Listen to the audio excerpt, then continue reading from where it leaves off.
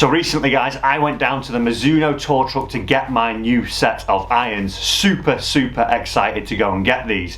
But instead of just doing a video about the irons, I thought why not use the experience to educate you guys on what you should expect when you go for a custom fitting, because there's a lot of questions there, a lot of misunderstandings as we go, and not really understanding how that process should come about and what you should look for when you go for a custom fitting, because sometimes people think they've been for a custom fitting when really they've just hit a few balls out on the range, and that's not quite what it entails. So this video, we're going to head over down to Barewood Lakes, down at the MIZUNO tour truck. We're going to speak to Matt, who's one of the chief fitters there, and he's going to take us through the steps of a custom fit, what we should be expecting when we go for one. I hope this video helps you guys. It really was an eye-opening process for me, just like the Titleist one I did recently, but this MIZUNO one went really in depth, and from what I thought I was going to go and walk away with from the day was totally a different spec. So let's take a look now and see how you should all be going through a custom fit process.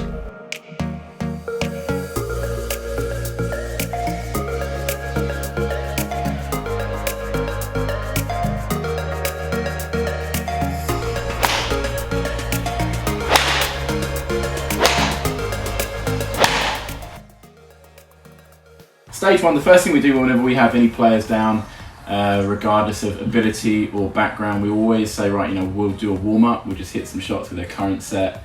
And that's really a great time to have an interview with the guys while they're relaxed and they're getting used to the situation, hitting shots and finding out about their golf and finding out where they play their golf, important keys like that can come back later in the fit when you know what you're looking to achieve. So then we'd move in from the warm-up once we've got an idea. Then the first point of call will always be length.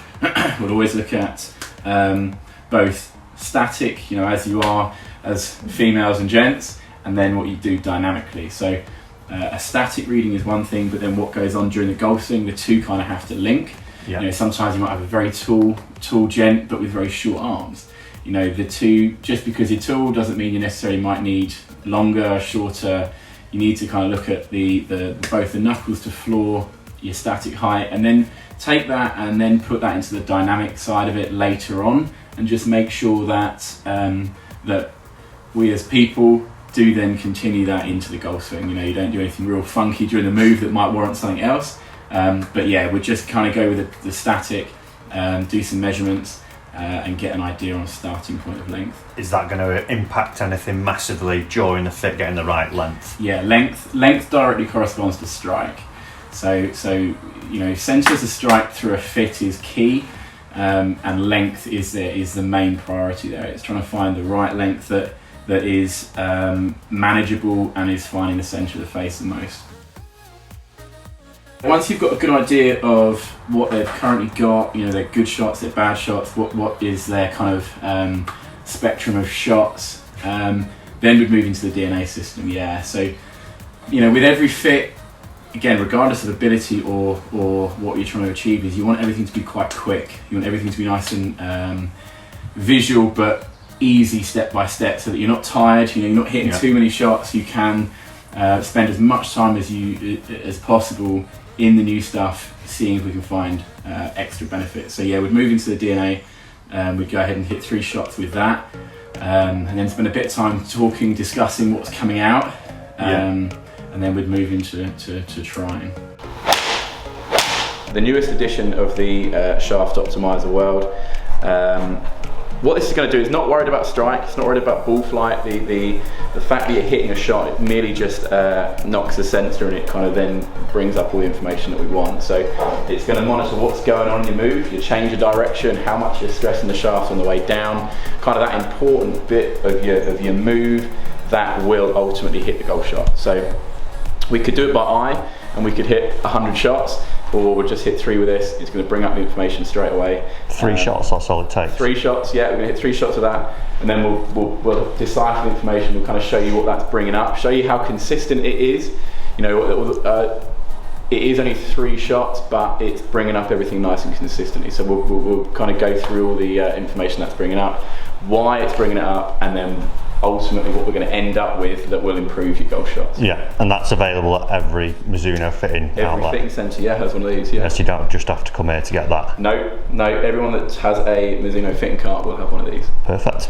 Guys, don't forget, if you are enjoying this video as well, do hit that subscribe button down below, turn on the bell notification so you're getting your free golf lessons every week and your free golf information. I want to help us get better, whether it's choosing at the right clubs, making your swing better, picking a right golf course to play at.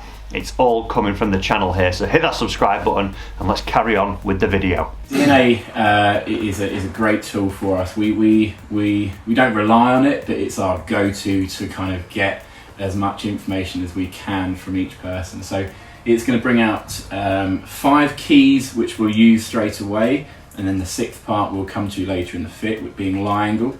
So you've got head speed, tempo, toe down, kick angle and release factor. Basically it ranks your move, how aggressive or how much you're stressing shafts in certain ways, and then it will come back and recommend within our range. We've got over 20 different shaft options, so as opposed to doing it by eye and kind of saying, oh, I think this might work, it's a great visual to encourage the player to be a little bit more knowledgeable about what he's got as well. Yeah. It's all well and good you saying this is going to work, yeah, but it's a nice visual to see that why. Puts in a nice little sort of, puts everyone in a bracket, and also, oh well, I know that's right for me now. Totally, yeah. And it takes that just that little bit of doubt perhaps from some guys that you might think, oh, okay, that's working, but I don't really fully understand why. Yeah. And once you've really gone through the DNA numbers and you've kind of got a real good idea of what and why, then you can just go ahead and play golf. You can just go ahead and hit some shots. So it tries to take the emphasis off that mystery of the fit and really concentrate on trying to benefit from what we've got to offer.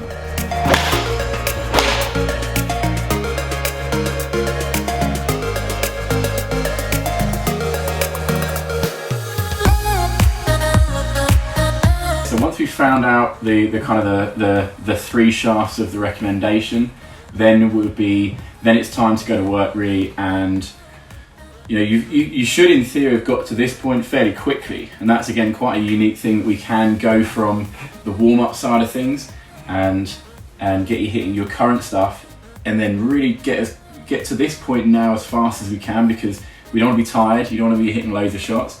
You now want to be in a position where you're nice and fresh still, you've got a nice move, you've got a nice rhythm that you can then try some different bits. So we would start with obviously got the length, so we'd start with the correct length in the 3 shafts that we've been recommended through the optimizer, and then again just going back into that initial interview, that's when you're looking at where they play their golf, what kind of club head they're looking at, so you've got already built in your mind a rough idea of where you want to start head wise.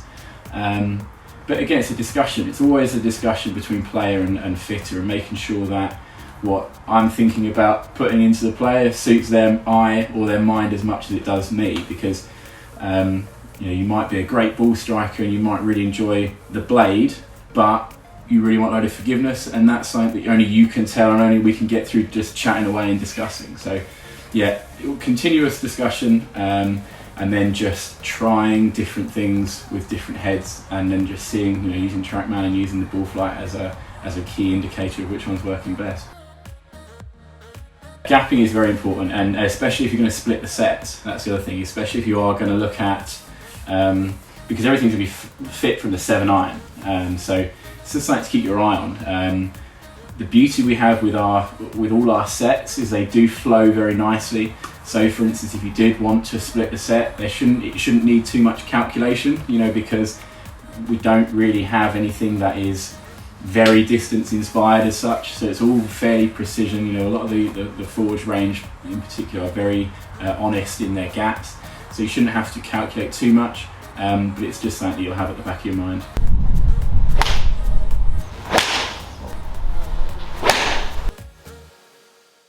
The lies are kind of, again, we as the fitter, you're given that information during the DNA, so it will throw up a recommendation there of lie angle, and then how you bring that into the fit is individual to each fitter, but I tend to put that in kind of near the end, because once you've found, as you say, the right length, the right shaft, the right weight, the right head characteristics, then is the time to discuss your lie angle, because at the back of your mind you might see the ball flight missing a little left from a good move, and you know that your lie angle is a little bit upright to where we want it to be. So your lie angle really is the last thing that that we put into the recommendation as such, partly because we can't alter the lie angle of the fitting heads during the fit. So you are kind of you're using either the standard lie angle or the 2-degree upright head as a start, and then from there, then